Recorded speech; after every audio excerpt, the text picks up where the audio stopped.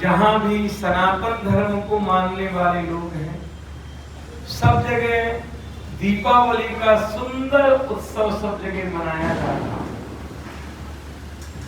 चारों युगों में दीपावली की महिमा है। हम दीपावली क्यों मनाते हैं? तो सतयुग से उसका संबंध है कि जब राक्षसों ने और देवताओं ने मिलकर के समुद्र मंथन किया तो रंजयंतीम दश दिशाम, अचानक दसों दिशाओं से प्रकाश, रोशनी, तेज का पुंज प्रकट हुआ। देवताओं की, राक्षसों की आंखें मानो विस्मित हो गई कि ये तेज आया कहां से। अचानक सुनाई पड़ा रुण झुन पायल की आवाज और मुड़ करके देखा तो मां लक्ष्मी आ गई। देवताओं ने कहा कि हमारे यहाँ चलिए। मां ने कहा कि नहीं, आपके यहाँ नहीं जा सकते क्योंकि आप लोभी बहुत हैं, डरते बहुत हैं। देवता पद में हैं तो बेचारे डरेंगे।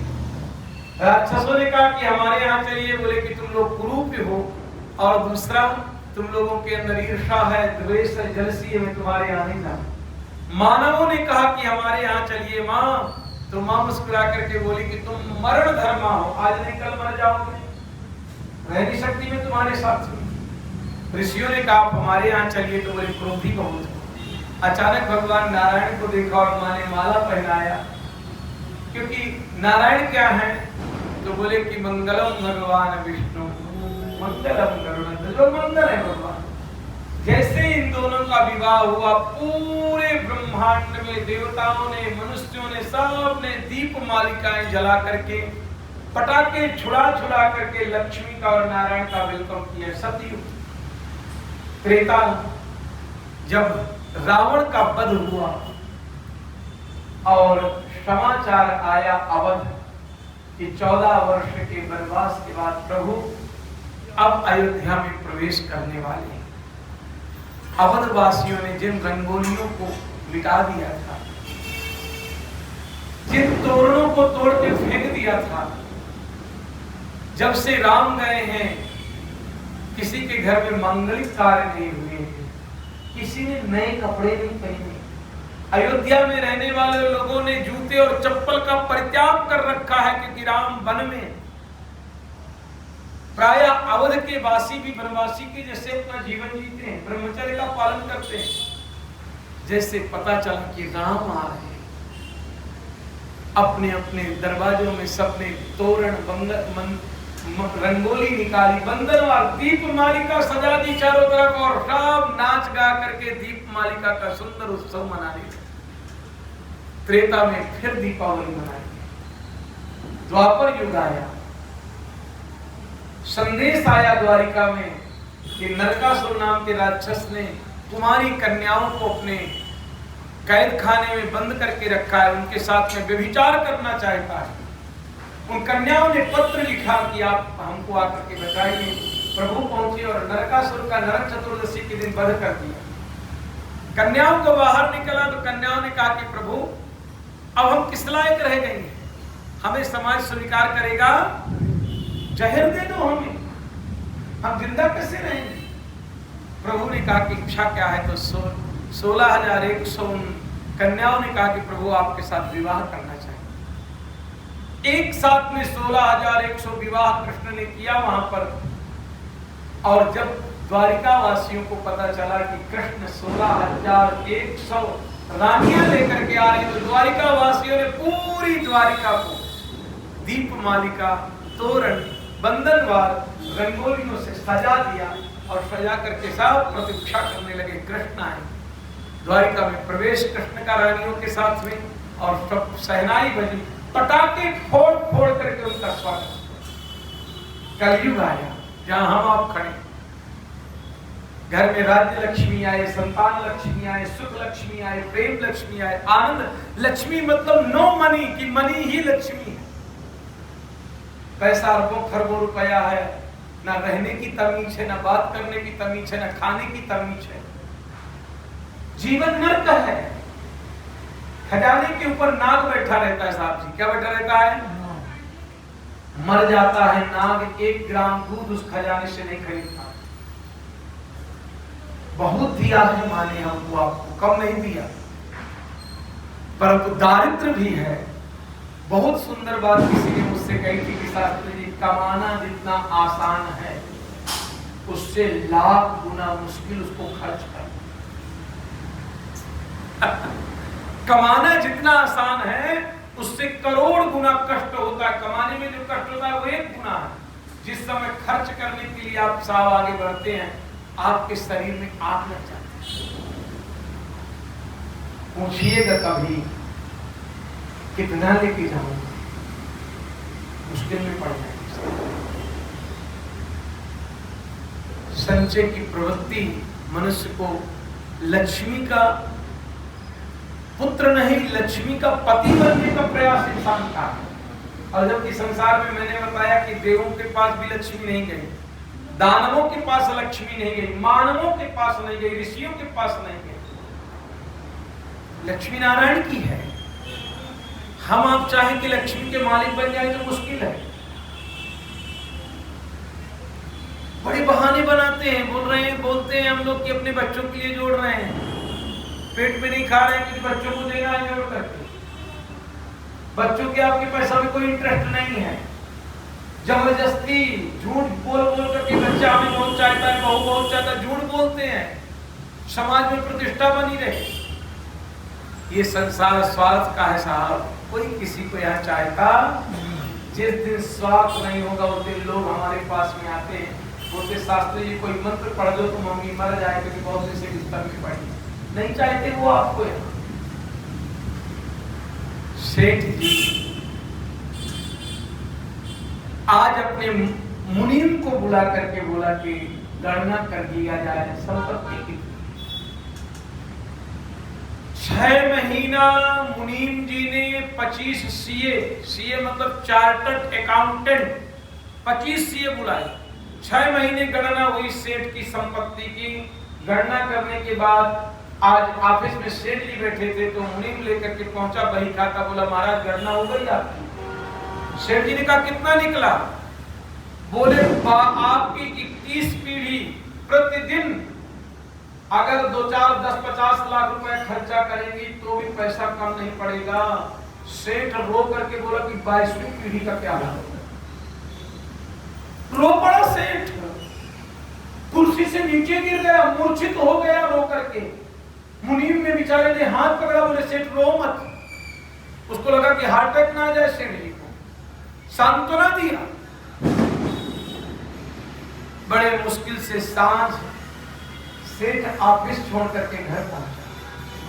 पत्नी साथ में ही रहती थी और पत्नी भाई जी जानी जाती कि पति की बदमाशी दिमाग में क्या चल रहा है। पूछा आज चेहरा लटका हुआ, चेहरे में तुम्हारे हंसी नहीं है? उसने कहा नहीं है, ऐसे ही है। रात बीती, कुछ 12-1 बजा होगा। सेठ बैठ करके झूले में रो रहा था। सेठानी पीछे से जाकर के हाथ, क्यों रो रहे हो? बोले कुछ बातें ऐसी है कि बताने जैसे। बोले बोलो। बोले 21 पीढ़ी तक खाने की व्यवस्था है। सेठानी ने सांत्वना दिया रात में रोते हुए पति को और बोली सुबह पंडित जी के पास चलेंगे। कहाँ चलेंगे? कुछ में कुछ रास्ता पंडित जी बताए। पहुंचे पंडित जी के पास तो बोले कि सेठानी बोली थोड़ा सा कुछ चावल दाल। पंडित जी के पास चल रहे हैं, कुछ सीधा का सामान आलू। सेठ ने कहा बिल्कुल खबरदार हाथ मत लगाना क्योंकि सब गण लिया गया। ये 21 पीढ़ी वाले को तकलीफ हो जाएगी एक दिन। गिनती में है क्या है? सेठानी ने आंख दिखाई, भाई जी बैठे और गाड़ी पहुंची पंडित जी के दरवाजे में। सब सामान लेकर के बैठा गया पंडित जी के सामने। पंडित जी बैठे, आने का कारण पूछा तो संकोच की मारना सेठानी बता पाई, न सेठ बता पाए। संकोच। पंडित जी ने कहा सामान वामान? बोले हाँ आपके खाने के लिए थोपने। उन्होंने पंडितानी को बुलाई और पूछा कि कल भोजन की व्यवस्था है क्या? बोले नहीं कल कोई व्यवस्था नहीं है भोजन, आज सांझ का भोजन है हमारे घर में। बोले हाँ सांझ का है। तो मुस्कुरा करके पंडित जी ने सेठ और सेठानी से कहा सब सामान लेकर के आप चले जाना क्योंकि हम दूसरे दिन के लिए दान लेते मात्र सांझ। सुबह का हमें नहीं, हम रखते ही नहीं, किसी का नियम है हमारा। सेठानी ने वो अपनी डलिया वलिया की टोपी दिखाई, सेठ को इशारा किया चल गाड़ी में बैठे, पूछा, समझ में आया? सेठ ने कहा कुछ ज्यादा समझ में नहीं आया। सेठ ने कहा पंडित जी से पूछ लिया जाए। बोले पंडित जी ने सब बता दिया। एकांत में? बोले एकांत में नहीं, पंडित जी को कल खाने के लिए नहीं था, पर पंडित जी को कोई चिंता नहीं, तुझे 21 पीढ़ी के लिए है, तब भी तू रोगा। लक्ष्मी के पति बनने का प्रयास ना हो, गुलाम बना लेती है। क्या बना लेती है साहब?